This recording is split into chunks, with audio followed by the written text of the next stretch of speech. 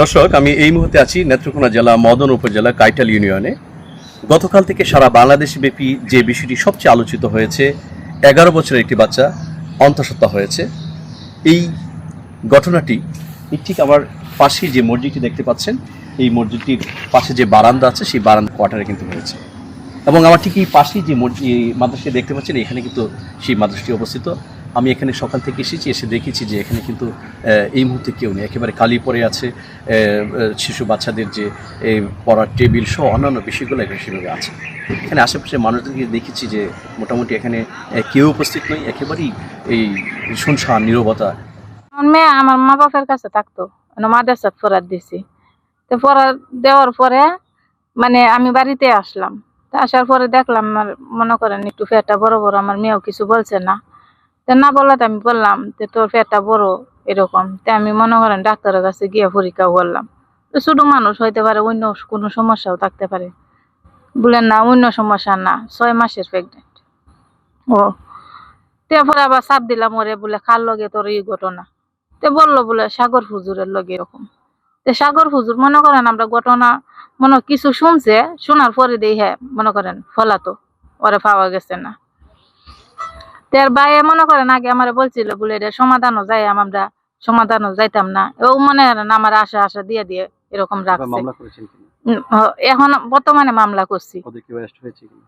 এরা ওদেরকে এখনো হয়নি বলে, ওর ভাই বলে এখন হাজিরা দিয়ে আইছে। একজন বলে কালকে রাত্রে হাজিরা দিয়ে আসছে, কিন্তু এগুলো আমরা জানতাম না, এখন আমি জানতাছি। মনে করেন হাজিরা দিয়া আসে যে কিভাবে, এটা তো আমি বুঝি না। প্রশাসনের কাছে কি চান? প্রশাসনের কাছে আমি এটাই চাই, আমি মনে করেন ওর কঠিন বিচার চাই, যাতে আমার মেয়েরা করছে কোনোদিন ভবিষ্যতে অন্য কোনো মেয়েরে না করে। ঘটনা হয়েছে আমার নাতিদের আমি মাদ্রাসায় দিছি। মাদ্রাসায় উঠে তার পবিত্র কোনো জায়গা নাই। মা বাবার পরে ওই লোক মাদ্রাসা, শিক্ষক ওই লোক মা বাবার চেয়ে বেশি।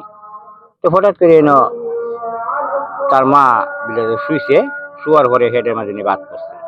হাত করলে সাক্কার মতো লাগবে। তখন আমার যে সিরিজ যে নানিরে নিয়ে ডাকি কইতাছে, কয় আম্মা এরম এরম ঘটনা জো আছে, আজ দিছে, আজ দিয়ে তো হেডটা চাক্কা। এরপরে বাদে হেরা গেছে, লইয়া গেছে এই হাসপাতালকে মেডিকেল করাইছে। হ্যাঁ, চেক আপ করাইছে, করানি ঘরে কইছে বিলেতে সে এই মাইয়া বাচ্চা কাচ্চা হইব 6 মাস 5 দিন। হ্যাঁ, 6 মাস 5 দিন পরে এই দিন নিয়ে আবার তখন আমরা যখন আইসে বাড়িতে কইছে আব্বা এরম হয়। তখন ঘটনা খেলা স্ত্রীরে জিগাইছি, নাতিরে জিগাইছি বলে ঘটনা খেলা কারে কে করছে। পরে ডাইরেক্ট উত্তর দিছে সাগর হুজুরে। যখন সাগর হুজুরের আন্দোলন সৃষ্টি হয়েছে, সাগর হুজুর ফলাইছে। ফলানোর মধ্যে মেহেরা কইছে বিলেতেন। আমিও চাইছিলাম গ্রামে যখন থাকবো, আমি চাই একটা হাউস নিমাস কাজ দিছে, যাওয়ান যায়, চাচ্ছে যাও। এরপরে হেরা আমার বাড়িতে রাখতে বিলে হাউস হইব কইয়া তারা আসামিরা সরাই দিছে। সরাই দিয়া অন্ত আমার তো ধরতে অসুবিধা, এই এলাকাতেই জানি আমি। এটা আমাদের কাছে যাওয়ার পরে, এই ঘটনা ঘটার পরে ভিকটিমের মা আমাদের থানায় যাওয়ার সাথে সাথে আমরা মামলা রুজু করেছি এবং তাৎক্ষণিকভাবেই আমরা আসামি ধরার জন্য মাঠে নেমে পড়ি। আমাদের টিম নেমে পড়ে।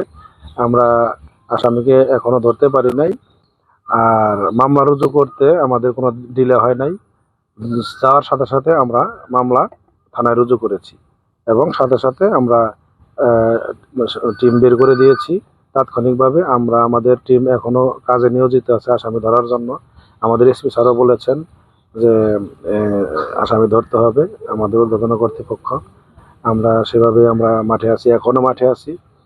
তো আমরা শুনছি এই ধরনের মেসেজ আসলে আমার কাছে আসে নাই। আর যেই চেষ্টা করুক, এখানে যত বড় শক্তিশালী হোক, এখানে আমরা কাউকে আমরা ছাড় দেব না। যদি কেউ এই মামলা সংক্রান্তে যদি ভিকটিমের পরিবারকে কেউ যদি কোনো ধরনের হুমকি বা ধমকি দেয়, আমরা তার বিরুদ্ধে ব্যবস্থা নেব।